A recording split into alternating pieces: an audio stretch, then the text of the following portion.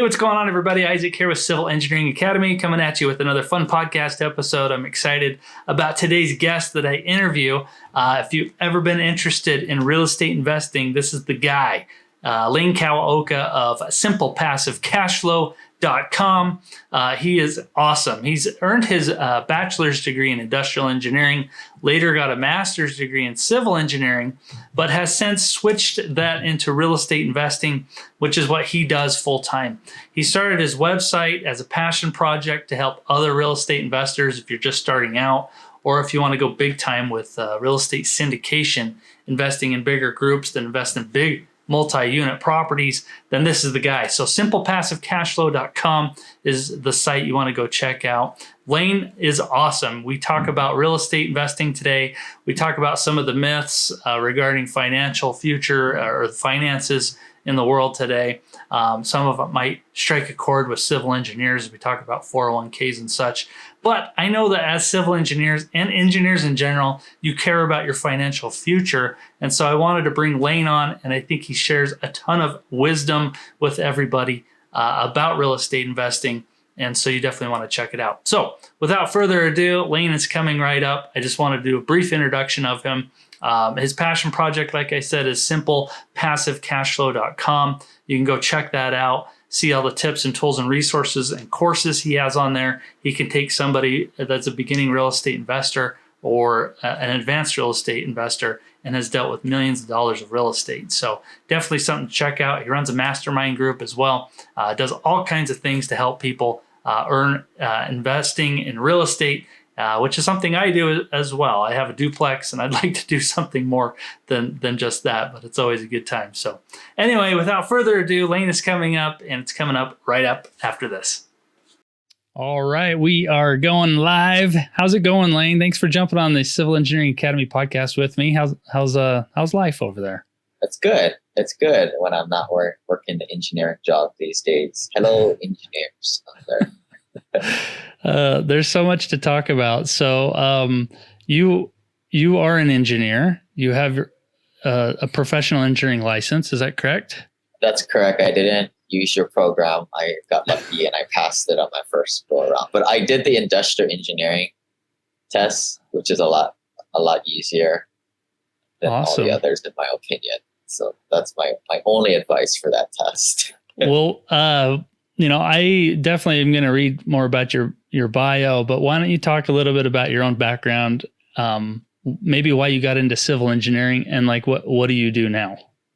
Yeah, so I kind of followed this linear path of go to school, study hard, get a good job. For some strange reason, and I must have been good at math and science when I was 8, 10, maybe because of that come on thing my parents made me go to. But I became an engineer, and I think part of it was I just wanted to make money and not go to even more grad schools. So like engineers make decent salaries without having to go get a dentist or doctor or MBA. That's true. So that's what I did. I was never really good at doing all those problems with a spider going this way with 4 kilonewtons, that type of stuff. So I became a project manager. Construction supervisor is my first job, and I didn't like it because I was working on the road all the time, and really likes doing that stuff, right? Such high stress, and again, following all this financial dogma that we're told to do, invest in 401ks, buying a house to live in, which I don't necessarily believe is good financial advice for the wealthy. I bought a house to live in Seattle, but I was never home, so I just decided to rent it out. And in my own early 20s, I realized, wow, there's a lot of beer money.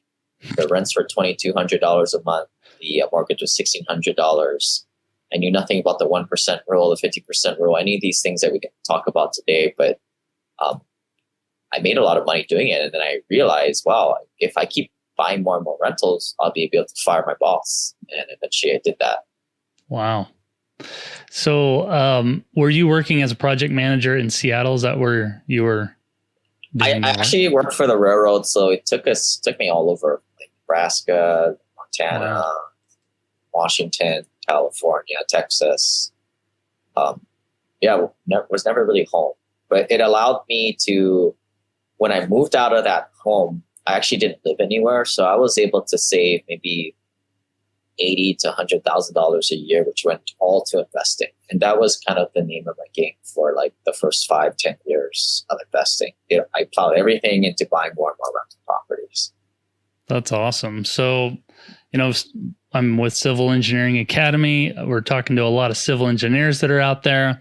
And I know a lot of them have on the top of their mind where they're going to put their money to invest. And a lot of them want to invest in real estate. I've done that myself. When I was single, I got into a duplex. I still own the duplex, even though I've moved out of it, and I've been renting that. It's been great for me. I've enjoyed doing that, was the landlord for it for a long, long time. I've since turned that over to a brother that does property management, but that was my first step into the real estate world. But I mean, you talk a lot about investing into real estate. What kind of advice would you have for civil engineers that want to get into this world? Yeah, so I think first of all, like you got to kind of take your advice with a grain of salt. Most people, when they think of real estate investing, they're thinking of flipping houses, wholesaling properties, but all that is for like broke guys without a professional salary, such as engineers. And most of my clients are engineers these days, I think for a couple of reasons. Number one, you need to understand the numbers a little bit. And us engineers, we love the spreadsheets. I guess if people want to go to my website, they can download my analyzer for free and knock yourself out, go ham on that stuff as engineers do. But I mean, real estate investing, it doesn't take a rocket science to run the numbers on these properties. But I think there are other professions or people that don't go to college that are just totally intimidated by running the numbers on these rental properties. One of the big things we go after are properties that meet the 1% rent to value ratio or greater. So we want to see, you want to take the monthly rent divided by the purchase price, and they need to be 1% or higher. So if you're living in places like Seattle, California, Hawaii, New York, Boston, Miami, it ain't going to work. You're in what we call a primary market. We're trying to buy properties in more secondary, tertiary markets where we can meet that 1% rent to value so we can cash flow on a monthly basis. But, most people out there are doing these other HGTV flip a house strategies. And that's more for like people who don't have money. They got to trade time for money. But as a working professional, as an engineer, you make a pretty decent salary. The important thing is just saving it and putting it into buying 20% down payments, boring cash flowing properties. Turnkey rentals are a great way to get started. That kind of term kind of gets thrown around a little loosely, but it essentially is a property that a rehabber has fixed up, new plumbing, new appliances, new roof, all the big components have been rehabbed. Sometimes they'll even put a tenant in there for you, and you purchase it, and it's like turnkey, right? It's ready to go. Great way to get started. Have you seen, I guess, in today's market, I know real estate seems to be just crazy high, that properties are still meeting that 1% rule? I mean, are rents moving up and matching the price of the properties? Yeah, that's one thing that never goes down is rents. Rents typically always go up, even in recessions. And this is why we get off the beaten path, because these private markets, you just have too much dumb money there, like California, where it just doesn't make sense for an investment. Sure, it can go up with pace of inflation, but as cash flow investors, myself included, we don't really invest for appreciation. We want cash flow. Because when I was starting out, I wanted to quit my job, so I needed to replace my salary. And yeah, sure, if the property goes up in value, that's great. But it goes up, comes down, up and down, up and down. I wanted something that was more sure, which is investing in 1% rent to value ratio properties or better, which are typically in secondary or tertiary markets, and typically more what we call B and C class areas. So not the high end luxury stuff. And we certainly don't want to be in the low end, the war zone areas too. That's good. Good advice. A lot of times I'm just looking around, but you talk about some counterintuitive wealth rules. What could you talk about some of those? I know you've probably hit some of those, but are there some other ones? Yeah. So I think the big two are, wealthy people, they don't do retirement accounts, 401ks, even Roths. Not a big fan of them. Well, you also, if I'm wrong, maybe correct me if I'm wrong, but I think if you're making a certain amount, you can't even get into some of those like Roths. Yeah, if you make a certain amount, you can't do Roth, but you can always do a 401k and that type of stuff pre-tax. But there's 4 big reasons why we don't advocate for them in our groups. First of all, our income is going to be going up. Most people in the world are normal financial dogma that they teach us is that when you retire, your income will go down. Therefore, you're in a lower tax bracket. But I think most of the people in my group, yourself included, we're going to be making a heck of a lot more money in the future, therefore being in a higher tax bracket in the future. And therefore, what you should do is pay your taxes today, get it out of that system. The retirement funds is the number one source of untapped money that the government has. They essentially has a lien on your money to tax you whatever you want.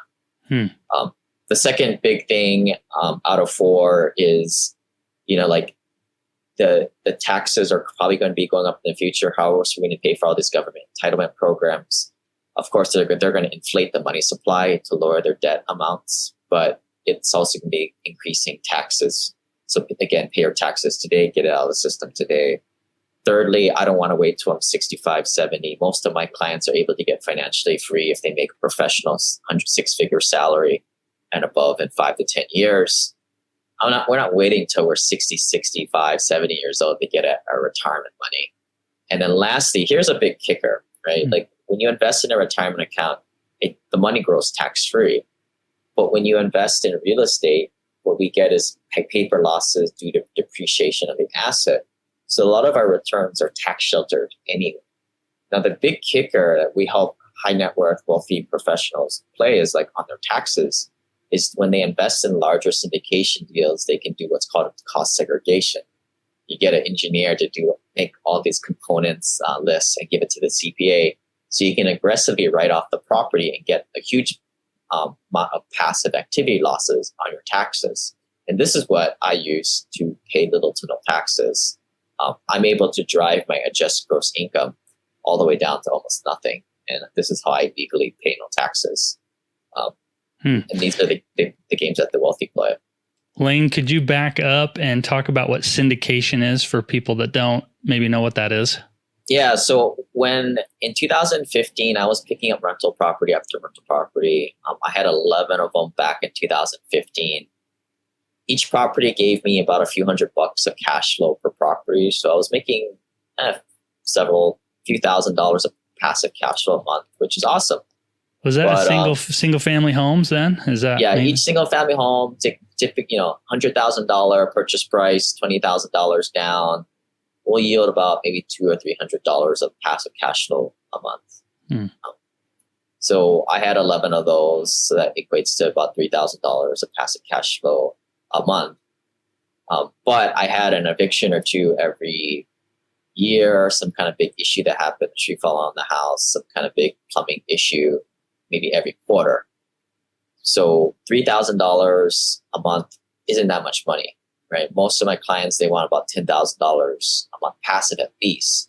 So you're going to have to multiply my exception number by 3 times. Now you're talking about an eviction every other month, some kind of big catastrophe that happens every couple of weeks. And this is when I went searching, right? Started to join different masterminds, get around other high net worth accredited investors. And they're all investing in private placements and syndications, where a pool of private investors pool their money together and go buy more of a commercial asset, such as an apartment, self-storage facility, mobile home park. And they pool their money in together and they get above the mom and pop investor crowd buying single family homes, duplexes, triplexes, or quads, typically buying 50 to 200, 300 unit apartment complexes that are better deals. There is value add strategy where you're rehabbing the units, getting higher rents, and it is a more stable cash flowing asset. The only problem with this strategy is finding the right people. And this is where the term country club deals comes from. It's all who you know. And, I think this just occurs over time, right? As you become an investor, you find other people doing the same things, and then you kind of grow together and you find your way into these other syndicated deals. I had a quick question on that. there is a website out there called republic.co, and they offer, the masses. Like, it's almost like crowd investing, and they allow people to get into real estate deals. I don't know if you've ever played around with that website. Yeah, so they're using the new crowdfunding laws, which yes. What they normally do is, I don't want to just call out that one, but typically these crowdfunding websites act as a broker dealer, and we've tried to use them on our past deals, but they charge us an arm and a leg to use. So I really question on the caliber of sponsors on there. I think in the future, it's a great idea, right? Because what it's doing is tearing down all these middlemen. And that's my big problem. Like, cool, you want to invest on a crowdfunding website, there's less middlemen on there, but whatever you do, don't invest in like all these Wall Street mutual fund products, because ultimately they're just stealing your money. I mean, I learned this very early on. I mean, when I had a single family home turnkey rental, I was making 20-30% returns on my money every year. With the tax benefits, mortgage pay down, appreciation, and cash flow. And this is very on, like when I was in my 20s, I'm able to do the math. I actually have a video of walking through the math, because I know engineers like to do that stuff. Where I think I'm in my late 20s, I'm doing like something on the whiteboard. It's at simplepassivecashflow.com/returns. But for now, just take my word for it. Making like 20-30% returns on my money. And I'm looking at my 401k and I'm like, what the heck? Like 8 to 10%, maybe, goes up and down all the time like a roller coaster. Like, who's taking all my money? Like, why can't I do this by myself and do like 3, 4, 5 times as better? Yeah. Right? Who's taking all my money? And this is where I realized that this is how the financial system is created, right? How else do they have all these big banks, buildings, and big towers and high executive salaries? I mean, unfortunately, the system is engineered to rob people's retirements. And this is why hardworking folks like us have to work so dang long. Oh, man. So I ruined a lot of people's afternoon right there. But oh, man. You're breaking people's hearts out there. But real estate, though, this whole topic is exciting. And there's definitely more information I think people need to get into to learn all this. So with this syndication stuff and country club deals, how did you find people? Like, if somebody wanted to find out a group that does this syndication stuff, how are you networking? Are you just joining, finding masterminds? What's the best way to try to find out where you can rise above kind of these mom and pop deals and try to find something of greater worth? I don't have very good advice here, because it's all word of mouth, and your network is your net worth. When I first started, I started investing in 2009. I didn't find this stuff until my net worth was well over $600,000, and I was investing in it for like 6-7 years. Likely, and for good reason, you're not going to find yourself into these rooms. But what I can tell you is, stay away from the local RIAs, because it's just a bunch of broke guys out there flipping houses or trying to get rich quick. And a lot of the free internet stuff, you pay for what you get. Gotcha. So be on the lookout for other accredited, high net worth working professionals, doctors, lawyers, engineers, dentists, accountants. These are the people that you're trying to find. Gotcha. Do you have any advice for people that maybe want to invest outside of the state that they're in, or do you recommend just staying with the state that you're in, or is it just best to find the best deal and go with it wherever that is? I am a big proponent for living where you want, but investing where the numbers make sense. I will never buy a property in Hawaii or California or Seattle. The numbers don't work. There's just too much dumb money out in the vicinity. So you're going to have to go to places like Birmingham, Atlanta, Indianapolis, Kansas City, Little Rock, Jacksonville, Huntsville, Alabama, places like that to find cash flow, if that's your strategy, right? Yeah. Most people in this world just gamble on appreciation, and most times it works out. But personally, I'm just more of a prudent investor investing in cash flow, so I have to go remote. That makes sense. And how do you manage those properties that are remote? Do you hire a property manager, or Always hire a what's your best? professional property manager, right? And this comes down to your highest and best use. If you're somebody who makes a professional salary, you shouldn't be screwing around fixing up your property, leasing up to your tenants, interviewing candidates. That's a property manager's job. You need to find somebody who does that. But I think where people like the problem they get into is they don't go into 1% rent to value ratio property to begin with. They don't download my free analyzer and cash flows to pay somebody 10% of your rents. That makes sense. You got to be an investor, not a landlord. I like that. You're out in Hawaii, is that correct? That's correct. Yeah. And do you have any property there? No. I don't. So that's the other thing. I don't buy properties to live with. I think if your net worth needs to be 2 times greater than the price of your house to be able to buy the house. Okay. If buying a house does not make money for you, it just is a financial drain. Most people buying houses in California or Hawaii, you could take the down payment, buy 5-6 houses out in the Midwest. And now you have 5-6 families paying down your mortgage for you, getting equity built up there. That's awesome. So tell us a little bit about, I know you offer some courses too, outside of just real estate investing. Can you dive into any of those? Tell us a little bit about those. Yeah. So we have some courses. Buying your first remote rental property is kind of the place to start for most non-accredited investors. For your folks, we can give them away. If you want to introduce me, and if they came from you, Isaac, I'll give them the remote investor course light. It's like 6 or 7 hours of buying your first rental property remotely. I used to do like an incubator group, and there's a more in-depth e-course on that for purchase. But lately I've had to focus more on my accredited investor group, where we teach syndications as LPs.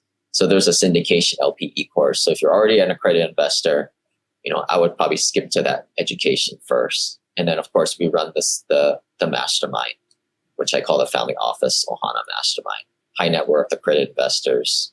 Right? This is your community of people, which deals to go into, more importantly, which deals to stay away from. But then all the tax, the legal, we do infinite banking with whole life insurance, like all these things that I discovered that the wealthy do. That is very counterintuitive how our parents taught us, how our people in the cubicle next to us think how it's done. Very different, but it's very simple processes. No, I love it. I think a lot of people are also, typically are familiar with Robert Kiyosaki's books. I noticed you have a YouTube channel. I think you call yourself the Rich Uncle. Is that right? Yeah, we have most of my podcast, Simple Passive Cash Flow, it's geared more towards, higher net worth, working professionals, accredited investors. So I always thought that there was some gap with people coming out of college, like your younger nephew. They don't have much money yet, but they're not accredited investors yet, but unfortunately, nobody helps them other than their moms and their dads who just tell them to buy houses to live in. And that was bad financial advice, in my opinion.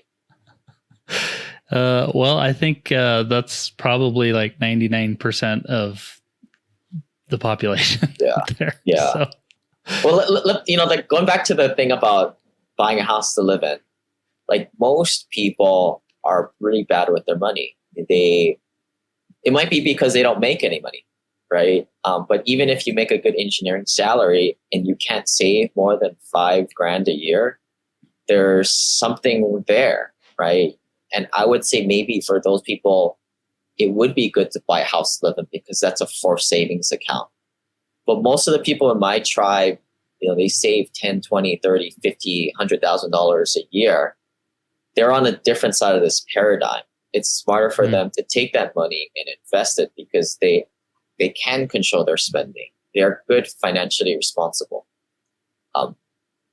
That's probably 5% of the population right there, if that. That's awesome. Well, it sounds like, you've got a ton of information. Your website is awesome. Definitely go check it out. SimplePassiveCashflow.com. Is there a book or resource that you'd recommend to our audience to go check out? If their net worth is under $250,000, go buy some rental properties. What I would do is check out our free guide at simplepassivecashflow.com/turnkey. If the syndications, if rental properties seem to be a pain in the butt, check out simplepassivecashflow.com/syndication. Learn how to be more of an accredited LP investor and just get educated. My email address is lane@simplepassivecashflow.com. That's awesome. Well, Lane, I appreciate you jumping on. I think you've shared a ton of tips and tools and resources. It's always fun for me to hear your story into engineering. I wanted to hear that and kind of how you're out of engineering too and doing what you love. So that's awesome. Yeah, most investors are engineers. Really? Well over like 50, 60% of occupations when we do our shindigs. And I mentioned like engineers are not afraid of the numbers, right?